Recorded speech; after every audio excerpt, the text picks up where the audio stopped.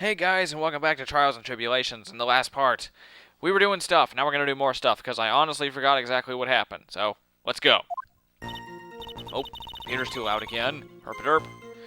I I was out of the country until the year before last. What the hell? Thank you, stupid thing.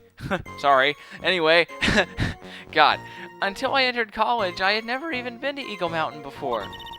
And I certainly don't have any reason for wanting to hurt a police officer. Holding a grudge and killing the officer who testified you against you 5 years ago, or kidnapping a poor girl, I just think the defendant is a terrible, horrible monster. Out of the country, eh? Was she in Canada, living in an igloo like all Canadians do? Did she use her gas-powered Nintendo 64? Or, I don't know, like whale oil powered? I don't know. What do they have up there? Like oil lanterns and stuff? They still live out of igloos, right? And they still make all their money from hunting mooses and like friggin'... That's honestly, I probably said this before, but that's probably my favorite stupid American stereotype. We know nothing about Canada. I don't know. I just love that one. That one just, I don't know. It just gets me. I like it. Anyway, precisely.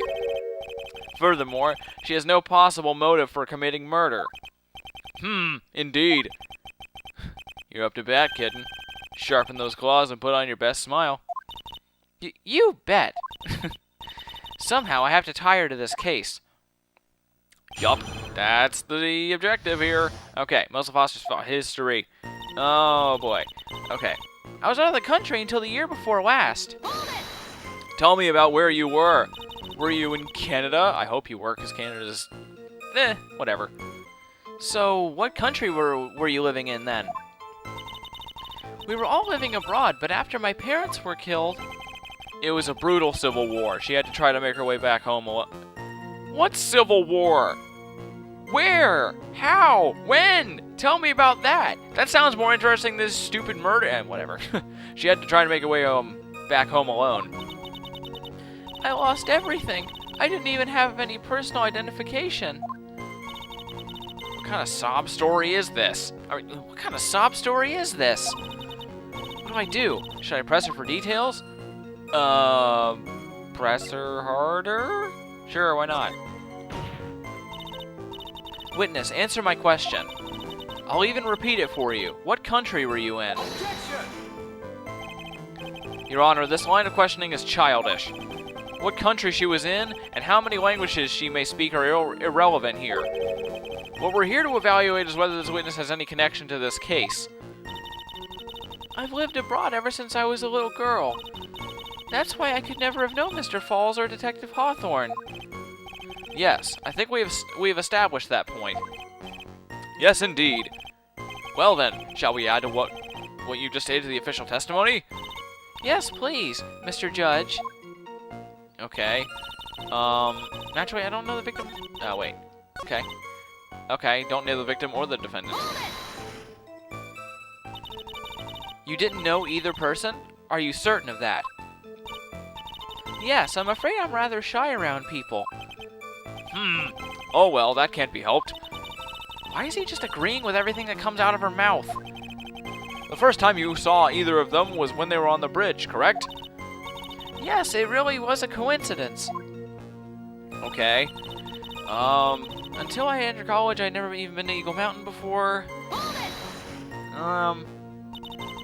So what made you decide to go to Eagle Mountain anyway? I just love being outdoors. Picnics, hiking, you know, that sort of thing. Yeah, you certainly have the build of someone who does a lot of hiking. Anyway. Oh, she's freaking tiny. You don't look like much of a hiker to me, but you do look like a digger of sorts. Anyway. But Eagle Mountain is a 2-hour drive from here, and no trains run through there. There are plenty of mountains that are closer and easier to get to. Well, I went there once with a college hiking club. I fell in love with its stark, desolate beauty and its cold, yet romantic gloominess. Okay. Didn't know you were such a goth. By the way, what's the name of your college? Objection! The prosecution objects to any questions that involve the witness's private life. ... exclamation point. That's actually a pretty good point. All that matters is that she is a material witness to a crime. The witness doesn't need to respond to questions that are clearly malicious in intent. Thank you. She's really gone too far. Miss Faye, you're treading on thin ice here. Ice thin. Oh, because I'm in Canada, where it always snows and everything is always frozen? Oh, sorry. I'll go where it's warm. I don't know. Anyway, I hardly said anything. Talk about sensitive. And I certainly don't have any reason for wanting to hurt a police officer. Okay, press it. I don't know. I'll just do it. Perhaps, but your behavior that day was very suspicious. Not only have you contradicted yourself here in court, but you know things you shouldn't. For example, the scratches on the trunk of the car. Or for the whatever. Well, that's... Objection! Quit it. Unfortunately, Miss Faye, your last statement proves nothing. Oh, really? And why is that? The witness came to the police station once to identify the suspect. It's entirely possible that, at the time, an officer showed her this photo. That seems like a rather serious mistake. That's the oldest trick in the prosecutor's book. That's not fair. That wicked inmate. I'll never be able to forget that horrible day. Holding a grudge and killing the officer who testified you against 5 years ago, blah, blah, blah. We already know. A grudge? Well, the policewoman's testimony was crucial, wasn't it? Crucial in getting the defendant sentenced to death. Yes, and that's precisely why he harbored such deep anger against her. So much anger that he forgot his own guilt. Wait, what? My client has always maintained that he's innocent of those charges. He seems rather forgetful. Your client, I mean. ... exclamation point. Not only did he forget about what he did, but he forgot the poor policewoman as well. What do you mean by that? What do you mean by that? Your client. He forgot what the detective looked like, right? It's too bad for her that he didn't forget about her testimony as well. Well, she's right about that. Miss Falls is kind of forgetful. Press harder? Let's just always press harder, pretty much. You said he forgot what the detective looked like. What did you mean by that? Well, he couldn't tell who she was without some kind of identification, right? Quite right. That's why the victim was wearing a scarf as identification. Why, if I had been wearing a white scarf that day, then he probably would have tried to kill me. That's true. He's clearly a bitter man. This is bad. Mr. Falls' reputation just keeps getting worse and worse. And my speaking is just getting worse and worse. I keep... Ugh. Anyway. Sometimes it's best not to poke too deep. What should I do with that last statement? I'll have it added to the testimony? Sure, why not? Your Honor, what the witness just said right now was tremendously important. Wow, tremendous? How about colossally? How about immensely? How about very? Is very too hard for you? Anyway. I'd like it added to the official testimony. The prosecution has no objection. After all, the defendant is a killer and a mentally unbalanced one. No, he's not. About the weirdest thing he's done so far is bite a ball. And trust me. You know, that's too easy. I'm not doing that joke. Anyway. That testimony only helps to further prove that point. No, that's not why I... Smack. Enough. My ship sails in the morning. My Canadian ship sails with my frickin' export of maple syrup and moose furs. And like igloo building blocks. I don't know. Anyway, witness, if you would. My pleasure, Mr. Judge. I guess I'm not lucky. I wasn't wearing a white scarf. Jeez, if you were wearing a pink, blah, God, I can't talk. Okay, never mind. Just shut up. All right. What do you mean by lucky? Well, it's February now. Everyone is wearing scarves. If I had accidentally worn a white scarf like he said, then you yourself might have been killed.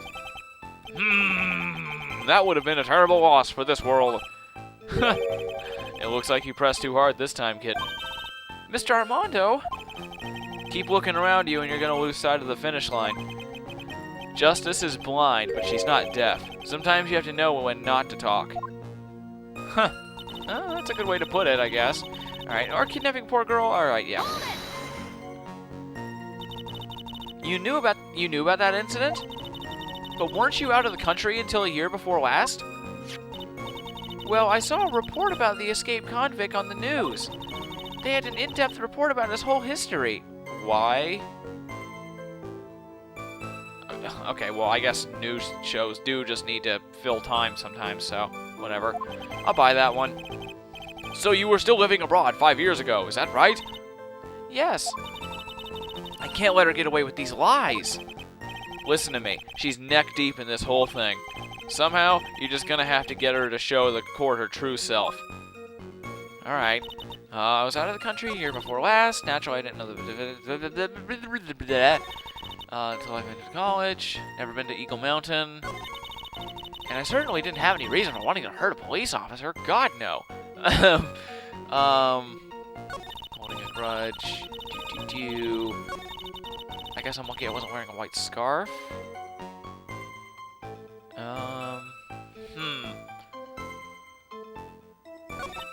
Holding a grudge and killing.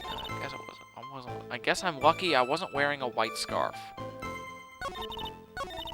When do you? There we go. That's when you stop crying. I was just curious. Let's see. Diamond. A $2 million gem used as ransom for Dahlia, lost to Eagle River 5 years ago. Let's see. Attorney's badge. It's brand new and sparkles in the light. At least it's not made of cardboard. Guess I'm lucky I wasn't wearing a white scarf. There's not really a whole lot to go on here, is there? Victim's note. Okay, falls. That bridge, wear white scarf for identification. Talk to Dahlia. This time, the whole truth must come out.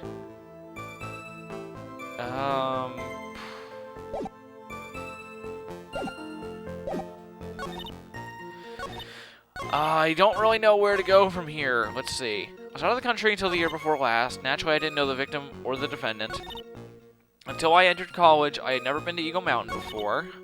I certainly wouldn't. Did she know about the whole white scarf thing? I don't think she knew.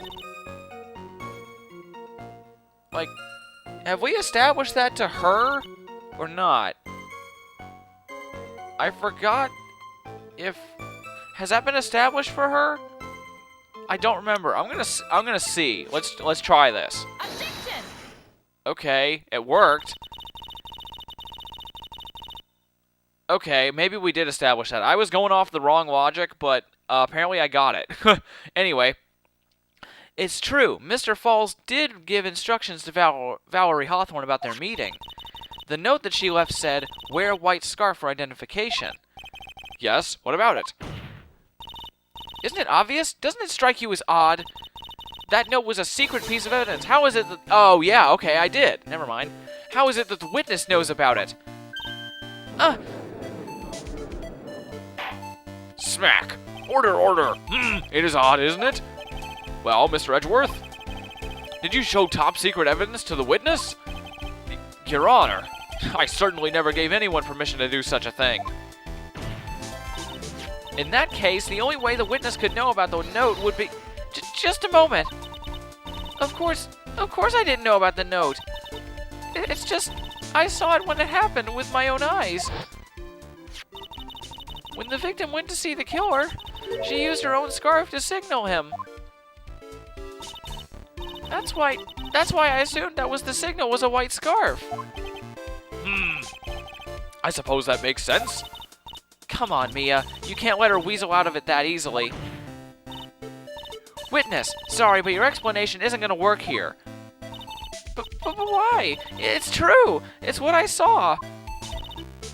Impossible. There's no way you could have seen the victim use a white scarf to signal him. Bleh? Why not? The bridge map? Okay, no, she had a view of the bridge.